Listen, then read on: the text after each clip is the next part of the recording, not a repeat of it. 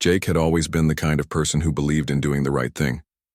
It didn't matter if it was big or small, whether it was helping an elderly woman carry her groceries to her car or staying late at work to fix a customer's faulty device. He just couldn't stand by and do nothing when someone needed help. That was the kind of man he was, and that trait had earned him respect from his co-workers and customers alike.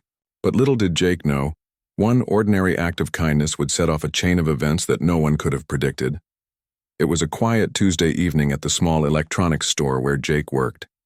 The shop wasn't particularly busy, just the usual trickle of customers browsing gadgets and asking questions about warranties. Jake had been an employee there for 3 years, known for his friendly demeanor and willingness to go above and beyond for anyone who walked through the door. He liked his job well enough. It paid the bills, gave him something to do, and allowed him to interact with people. Most days were uneventful, but this particular evening would prove to be anything but. As Jake stood behind the counter organizing cables and tidying up the display shelves, he noticed a figure staggering toward him. At first glance, the man looked disoriented, clutching his arm tightly as though trying to hold something together. Jake immediately sensed that something was wrong. As the man drew closer, Jake saw blood seeping through his fingers, staining his shirt sleeve. His face was pale, beads of sweat forming on his forehead, and his breathing was labored as though he'd been running, or worse. Without hesitation, Jake stepped out from behind the counter. "Sir, are you okay?" he asked, his voice calm but urgent. The man barely acknowledged him, mumbling something under his breath as he stumbled forward. Jake quickly grabbed the man's other arm to steady him, guiding him gently to a nearby chair. "Let me help you," Jake said firmly, already heading toward the back room to grab some clean towels. When he returned, the man was still muttering incoherently. Jake pressed the towels against the wound, applying firm pressure to slow the bleeding. Despite the chaos of the moment, Jake kept his cool. He knew how important it was to stay focused in situations like this. While tending to the injury, Jake tried to ask the man what had happened.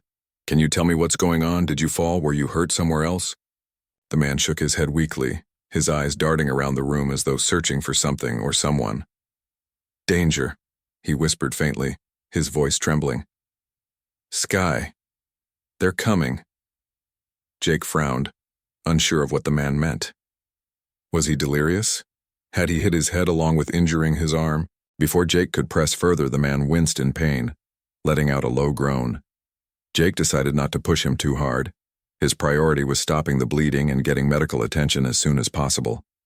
He pulled out his phone and dialed emergency services, explaining the situation clearly while keeping a close eye on the injured man. While waiting for the paramedics to arrive, Jake couldn't shake the feeling that something was off. The man's cryptic words echoed in his mind. "Danger. Sky. They're coming." What did that even mean? Was it just nonsense brought on by shock? Or was there something more to it? Jake glanced out the window, half expecting to see something unusual, a storm brewing perhaps, or maybe a strange object in the sky. But everything looked normal. The sun was setting, casting a warm orange glow over the parking lot outside. Cars passed by casually, their headlights flickering on as dusk settled in. There was nothing alarming about the scene. By the time the paramedics arrived 10 minutes later, the man seemed slightly more coherent, though still visibly shaken. They loaded him onto a stretcher and prepared to take him to the hospital. One of the medics asked Jake if he wanted to ride along to provide any additional information, but Jake declined. He figured the hospital staff would handle things from here. Besides, he still had responsibilities at the store.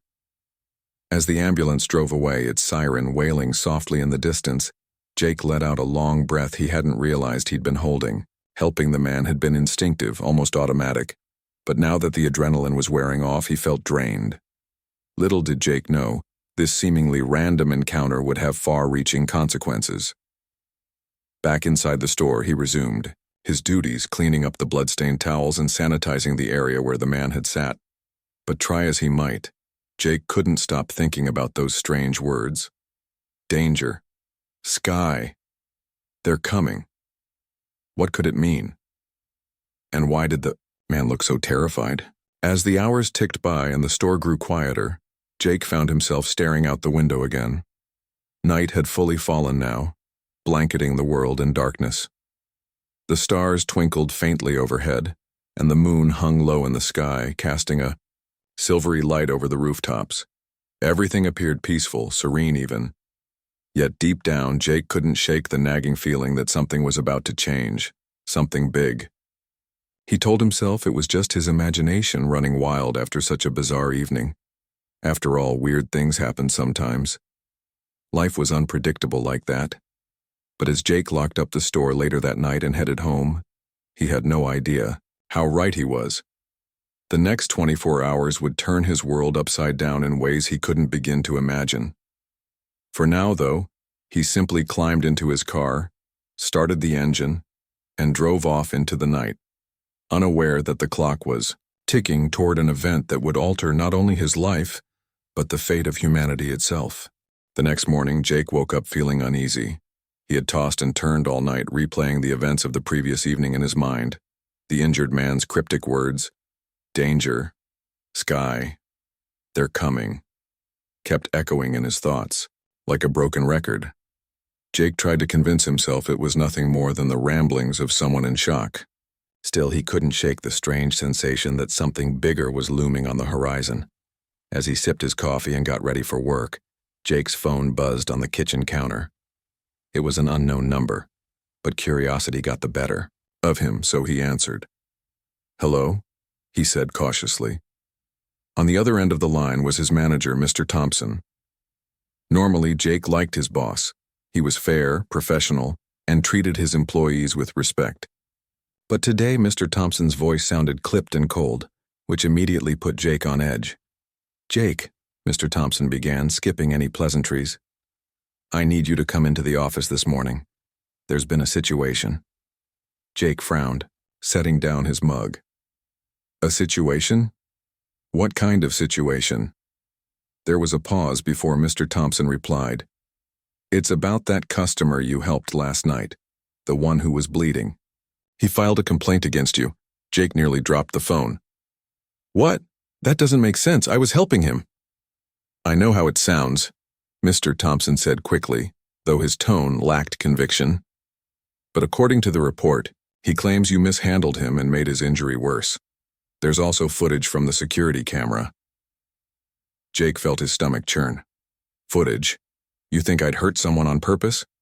You've known me for 3 years. I wouldn't do something like that." "I'm sorry, Jake," Mr. Thompson said, sounding genuinely conflicted. "But until we sort this out, I have no choice but to let you go. Corporate policy. You can pick up your final paycheck tomorrow." Before Jake could respond, the call ended. He stared at his phone, stunned. Fired? For helping someone? It didn't seem real. His heart raced as anger and disbelief washed over him. How could this happen? He had done everything right. Stopped the bleeding, called for help, stayed calm under pressure, and yet here he was, losing his job because of a misunderstanding. Determined to clear his name, Jake decided to take matters into his own hands. First, he called the hospital where the man had been taken, hoping to speak directly to him. Maybe it was all just a mix-up, and the man would explain what really happened. But when Jake reached the hospital, the receptionist informed him that the patient had already been discharged and refused to leave any contact information. Frustrated, Jake hung up and tried reaching out to witnesses, other customers or employees who might have seen the incident.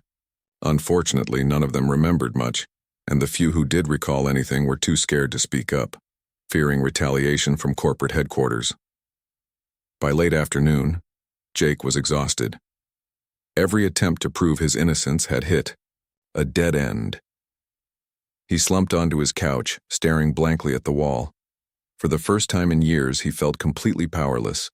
All he wanted was to move past this nightmare and get back to his normal life. But as the hours dragged on, Jake realized that wasn't going to happen anytime soon. Deciding he needed fresh air to clear his head, Jake grabbed his jacket and stepped outside. The crisp autumn breeze greeted him as he walked aimlessly through the streets of his neighborhood. Eventually, he found himself drawn to the local park, a place he often visited whenever life felt overwhelming. It was quiet there, peaceful, with tall trees swaying gently in the wind and children laughing as they played on the swings. Jake took a seat on a bench near the pond, watching ducks paddle lazily across the water. As he sat there, lost in thought, Jake noticed people gathering nearby. At first, he assumed it was just a group of friends meeting up. But then he saw their faces. They weren't smiling or chatting casually. Instead, they looked tense, almost fearful. Some pointed upward. Others craned their necks to get a better view. Curious, Jake followed their gaze and froze. Above the park, the sky was changing. Thick clouds that had blanketed the area moments ago were parting unnaturally, revealing massive shapes hovering silently overhead. They weren't planes or helicopters. They were enormous metallic structures, sleek and angular, glowing faintly in the fading sunlight. Star destroyers. Jake's breath caught in his throat as he realized what he was seeing. These weren't human-made machines. Panic rippled through the crowd as whispers turned into shouts. Parents scooped up their children and hurried away while others pulled out their phones to capture the surreal sight. Jake remained rooted to the spot, unable to look away. The ships were breathtakingly beautiful yet terrifying at the same time. Their surfaces shimmered like liquid metal, reflecting the colors of the sunset. Despite their size, they moved with eerie precision, gliding effortlessly through the atmosphere without making a sound. Jake's mind raced. Was this connected to the injured man's warning? Could their coming refer to these alien vessels? If so, why were they here? Were they friend or foe? Questions flooded his brain, each one more unsettling than the last. But amidst the chaos, Jake couldn't ignore the nagging suspicion that this moment was somehow tied to him, that the events of the past 24 hours were leading up to this very scene. As the Star Destroyers loomed closer, Jake felt a surge of emotions, fear, awe, and even a strange sense of inevitability. Whatever was about to happen, he knew it would change everything. For now, though, all he could do was watch and wait, his heart pounding as the world around him descended into uncertainty. The sight of the Star Destroyers hovering above the city was both mesmerizing and terrifying. Jake stood frozen on the park bench, his mind struggling to process what he was seeing. The massive ships seemed to defy every law of physics, silent, graceful, and impossibly large. Their metallic surfaces shimmered like liquid silver under the fading sunlight, and their presence felt otherworldly. People around him were panicking, shouting, or running in all directions, but Jake couldn't move. He was transfixed, unable to look away. As the initial shock began to wear off, Jake noticed something odd. Despite their size and power, the ships didn't seem hostile. There were no weapons firing, no explosions, no signs of destruction. Instead, they simply floated there, as if waiting for something or someone. The thought sent a chill down Jake's spine. Was this connected to the injured man's warning? Had Earth been invaded, or was it something else entirely? Jake decided to stay put. Running wouldn't solve anything, and deep down he felt an inexplicable pull toward the ships. Maybe it was curiosity, maybe it was instinct, but he knew he had to see this through. As more people fled the park, leaving behind only a handful of brave or foolish onlookers, Jake noticed a group of scientists and military personnel setting up equipment nearby. They carried laptops, telescopes, and strange devices that looked like scanners, all pointed toward the sky. One of the scientists, a woman with short brown hair and glasses, approached Jake cautiously. She wore a lab coat over her casual clothes, and her expression was a mix of excitement and anxiety. "Hi," she said softly, holding out a hand. "I'm Dr. Elena Carter. I work with NASA." Jake hesitated before shaking her hand. "Jake, what's going on? Do you know what these things are?" Dr. Carter glanced up at the ships briefly before turning back to Jake. "We're not entirely sure yet, but based on preliminary readings, these aren't human-made vessels. They're alien."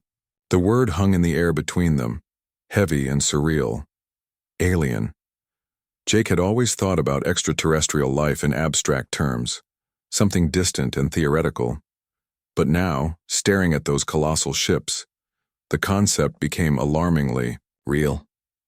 Are they here to attack us? Jake asked, voicing the question everyone must have been thinking. Dr. Carter shook her head slowly. We don't think so. So far, they haven't shown any signs of aggression. In fact, we've detected attempts at communication, low-frequency signals being emitted from the ships. We're trying to decipher them, but it's tricky. Their technology is far beyond ours. Jake frowned, his thoughts racing. Why now? Why show up like this after all these years?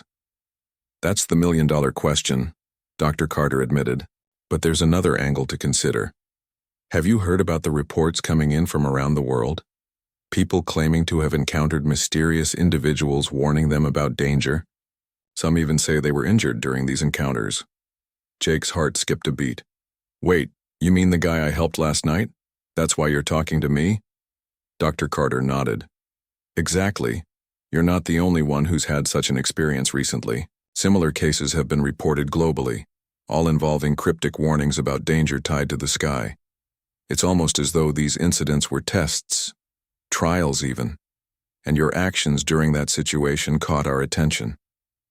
Jake swallowed, hard, feeling a mix of pride and unease. Tests? Trials?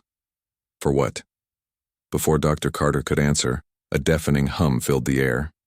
The sound wasn't harsh or grating.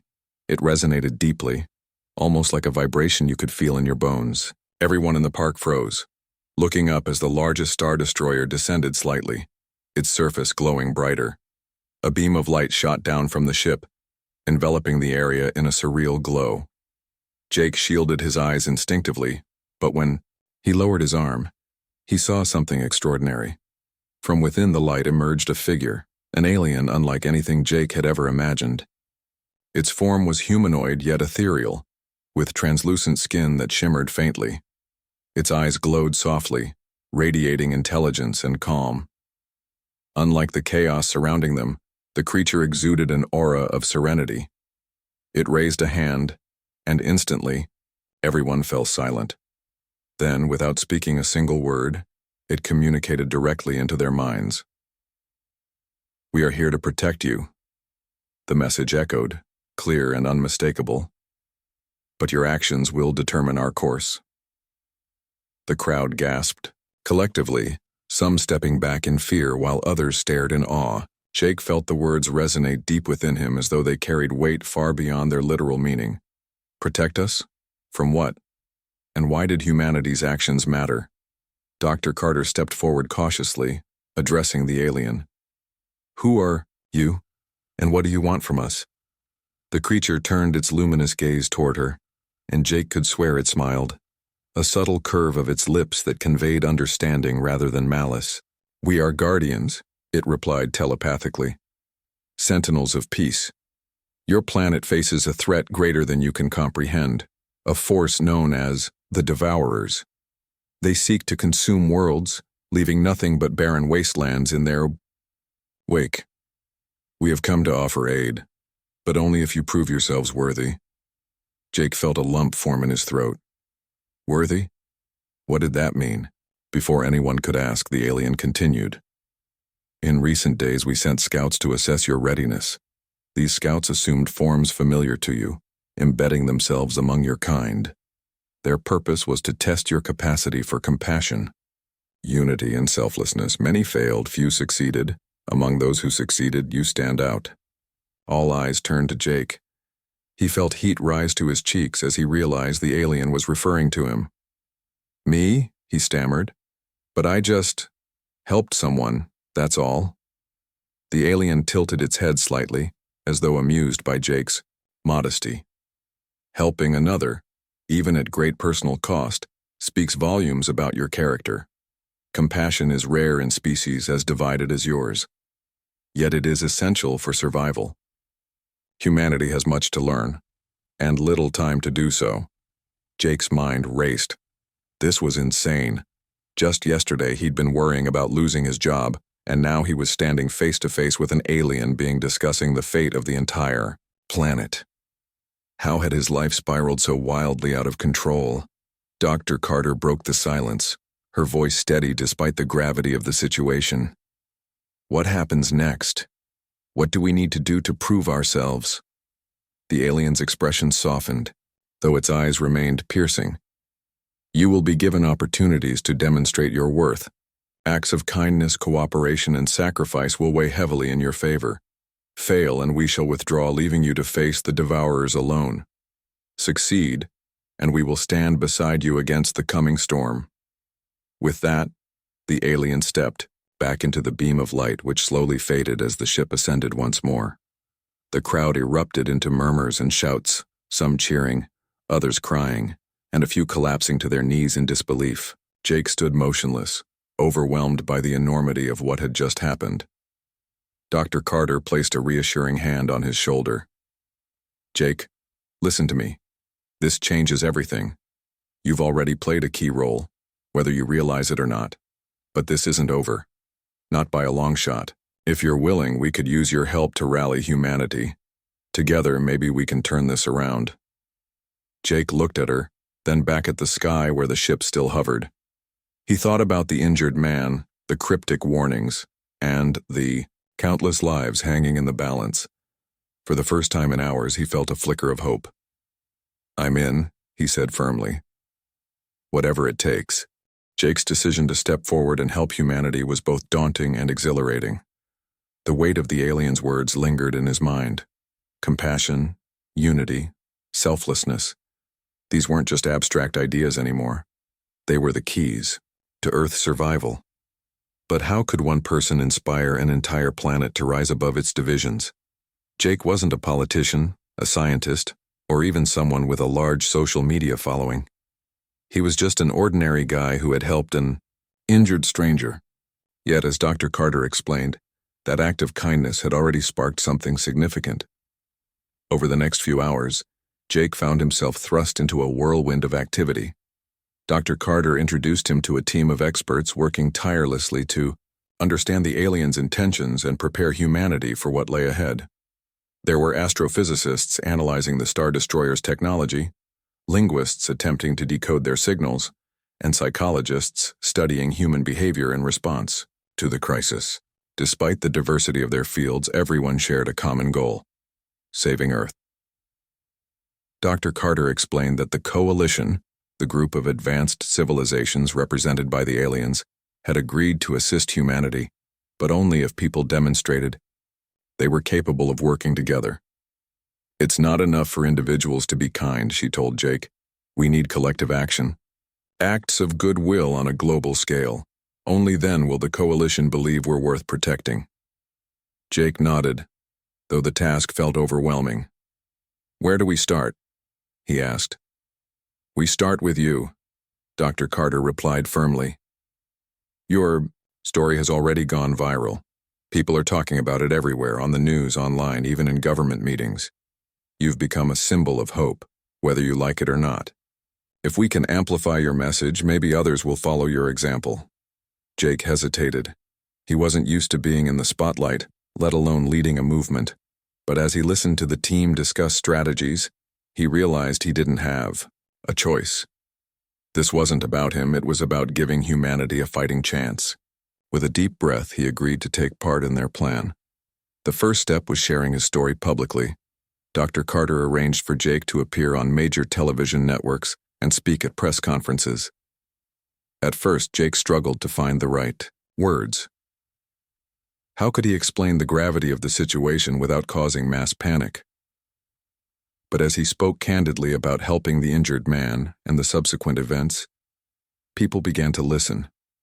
His sincerity resonated with audiences worldwide. Social media erupted with hashtags like Sci-Fi Be the Change and Shas Unite for Earth, encouraging acts of kindness and cooperation. Inspired by Jake's courage, communities started coming together in unprecedented ways. Neighbors who had never spoken before organized food drives for struggling families. Strangers helped each other fix broken appliances or clear snow-covered driveways. Cities launched campaigns to clean up parks and public spaces, turning neglected areas into vibrant hubs of activity. Even nations, often divided by politics and borders, began collaborating to address global challenges like climate change and poverty. But not everyone embraced the movement. Skeptics dismissed Jake's story as propaganda, claiming the aliens were manipulating humanity for their own gain. Conspiracy theories spread rapidly, fueling fear and distrust.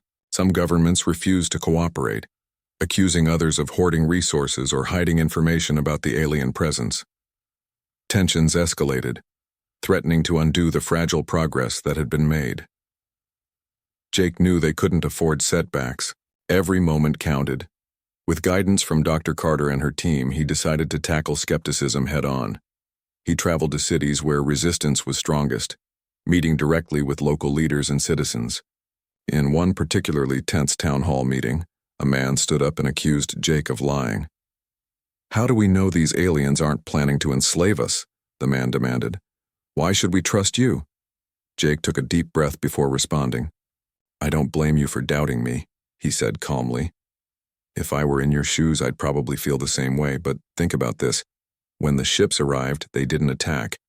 They didn't destroy. Instead, they offered protection, but with conditions. Conditions based on kindness, unity, and selflessness. Does that sound like the behavior of conquerors? Or does it sound like the behavior of allies?" The room fell, silent as Jake's words sank in. Slowly, some attendees began nodding. It wasn't a complete victory, but it was a start. Over time, similar conversations helped chip away at the walls of doubt and fear. Meanwhile, the coalition continued monitoring humanity's progress. Through telepathic communication, the aliens periodically checked in, offering encouragement and guidance. They revealed more details about the Devourers, a relentless force that consumed planets indiscriminately, leaving behind barren wastelands devoid of life. The threat was real, and it was closer than anyone realized. According to the coalition, the Devourers would arrive within months unless humanity proved itself worthy of protection. As the deadline loomed, Jake threw himself into the effort with renewed determination. He worked alongside volunteers to build shelters for displaced families, joined cleanup crews to restore polluted rivers, and visited schools to teach children about empathy and teamwork. Everywhere he went, he reminded people of the stakes. "This isn't just about us," he'd say. "It's about future generations, about ensuring that Earth remains a home for all living beings." Slowly but surely, the tide began to turn. Acts of kindness multiplied, creating a ripple effect that transcended borders and cultures. A farmer in India donated crops to flood victims. A teenager in Brazil organized a recycling initiative that inspired thousands. A CEO in Japan pledged half his fortune to fund renewable energy projects. Each act, no matter how small, contributed to a growing sense of unity. By the time the Devourers finally appeared on the edge of Earth's solar system, humanity had transformed in remarkable ways. Conflicts that once seemed insurmountable had been resolved through dialogue and compromise.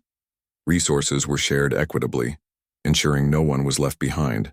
Even skeptics who had initially resisted the movement found themselves swept up in the wave of positive change. When the coalition received confirmation of humanity's progress, they sent a message of gratitude. "You have shown great resilience and compassion," the alien leader communicated telepathically. "Together we shall face the Devourers and protect your world." Jake stood among a crowd gathered outside the United Nations headquarters, watching as the Star Destroyers positioned themselves between Earth and the approaching threat. For the first time in weeks, he allowed himself to feel a glimmer of optimism. Humanity had risen to the challenge, not because of him, but because of countless individuals who had chosen to make a difference. As the battle unfolded in the vastness of space, Jake reflected on everything that had led to this moment. Losing his job, helping a stranger, encountering aliens, it all felt surreal. Yet amid the chaos, he had discovered something profound: the power of ordinary people to achieve extraordinary things. Together, humanity had proven that even in the darkest times, light could prevail. The battle against the Devourers was unlike anything humanity had ever witnessed or imagined. From Earth's surface, the conflict appeared as flashes of light and bursts of energy in the distant sky, a cosmic dance between two unimaginably powerful forces. The Star Destroyers, sleek and majestic, moved with precision, their weapons firing beams of blinding intensity. Against them loomed the Devourers, monstrous entities that seemed to ooze darkness itself. Their forms were amorphous, shifting constantly like living shadows, devouring everything they touched. Jake stood among a sea of people gathered outside the United Nations headquarters in New York City, watching the spectacle unfold on massive screens broadcasting live footage from space. Around him, crowds held their breath, some clutching hands or praying silently, others cheering whenever one of the Devourer's vessels exploded into nothingness. Despite the fear lingering in the air, there was also hope, a palpable sense that humanity wasn't alone anymore. For the first time in history, Earth fought alongside allies from beyond the stars. As the hours dragged on, the Coalition's efforts began to take their toll on the Devourers. One by one, their ships disintegrated under relentless barrages of energy fire. But the Devourers weren't giving up without a fight.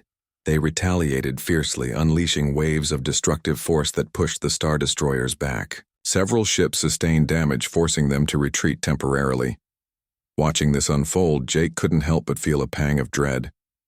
What if it wasn't enough? What if humanity's newfound unity came too late? Dr. Carter, who had remained by Jake's side throughout the ordeal, placed a reassuring hand on his shoulder. "They're holding their ground," she said firmly, though her voice betrayed a hint of worry. "If we can keep inspiring acts of cooperation down here, the Coalition will have the strength they need to finish this." Jake nodded, drawing strength from her words. He knew they couldn't afford to lose faith. Not now. Turning to the crowd, he grabbed a megaphone someone had left nearby and addressed the anxious faces around him. "This is it," he shouted, his voice ringing out over the murmurs of the gathered masses. "We've come so far because of what we've done together, because we chose to care for each other instead of turning away. Let's keep going, keep helping, keep believing." His words ignited a spark in the crowd. People cheered, clapping, and chanting slogans like "One Earth, One Future" and "Together We Stand." Inspired, volunteers sprang into action, organizing impromptu initiatives to support those affected by the crisis. Food trucks distributed meals to hungry families, while medical teams set up tents to treat anyone suffering from stress or exhaustion. Social media lit up with stories of kindness and sacrifice, spreading positivity even amid the chaos. Back in space, the Coalition launched its final assault. Drawing upon Earth's collective spirit, the Star Destroyers unleashed a devastating attack. A concentrated beam of energy powered not just by advanced technology, but by humanity's determination to survive. The beam struck the largest Devourer vessel, piercing through its shadowy exterior and causing it to implode in a brilliant explosion of light. One by one, the remaining Devourers followed suit, collapsing under the combined might of the Coalition and Earth's unwavering resolve.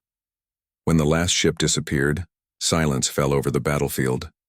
Then, slowly, the Star Destroyers regrouped, forming a protective circle around Earth.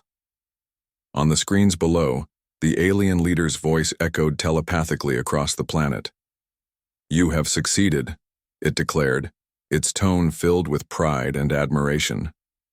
"Your actions have proven your worthiness. The Devourers are defeated for now, but remember, the challenges ahead will require the same unity and compassion you've shown today." Cheers erupted worldwide as the reality sank in. Humanity had survived its greatest threat and emerged stronger than ever before. People hugged. Strangers cried tears of relief and celebrated in the streets. For Jake, however, the moment felt bittersweet. Yes, they had won. But at what cost? Lives had been lost, homes destroyed, and scars would remain long after the dust settled. Still, he couldn't deny the profound transformation that had taken place. Humanity had risen above its divisions, proving that when faced with extinction, people could come together in ways no one thought possible. In the weeks that followed, life on Earth began to rebuild. Governments collaborated more openly, sharing resources and knowledge to address global issues like poverty, climate change, and inequality. Communities grew closer, fostering bonds that transcended race, religion, and nationality.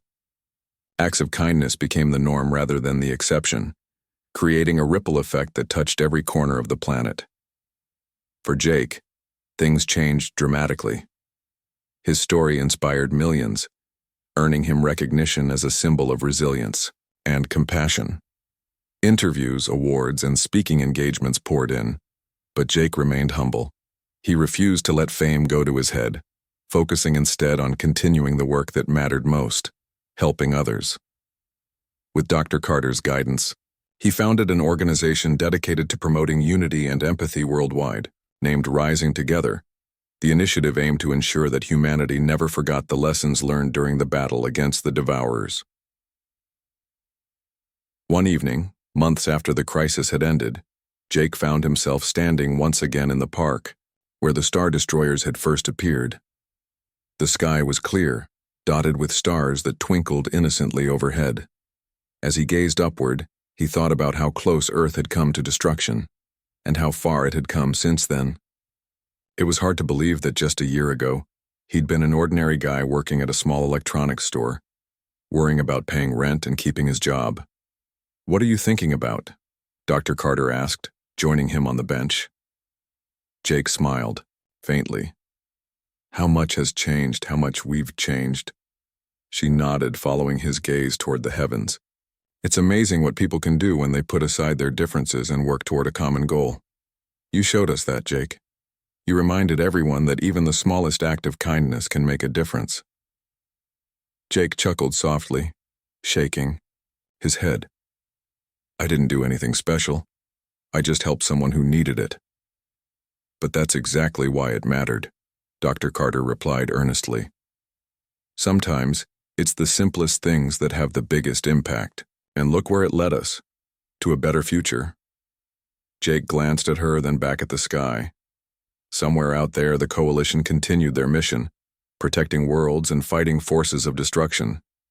He wondered if they were watching Earth, now proud of what humanity had achieved. Whatever the case, Jake knew one thing for certain: the journey wasn't over. There would always be challenges to face, battles to fight, and lives to save. But as long as people remembered the power of compassion and unity, Earth would endure. As he walked home that night, Jake felt a renewed sense of purpose. Life hadn't turned out the way he'd expected. It had been harder, stranger, and infinitely more rewarding. Losing his job had been painful, but it had freed him to pursue something greater. Helping a stranger had sparked a chain reaction that saved the world. And now, as he looked toward the future, Jake knew he was exactly where he was meant to be.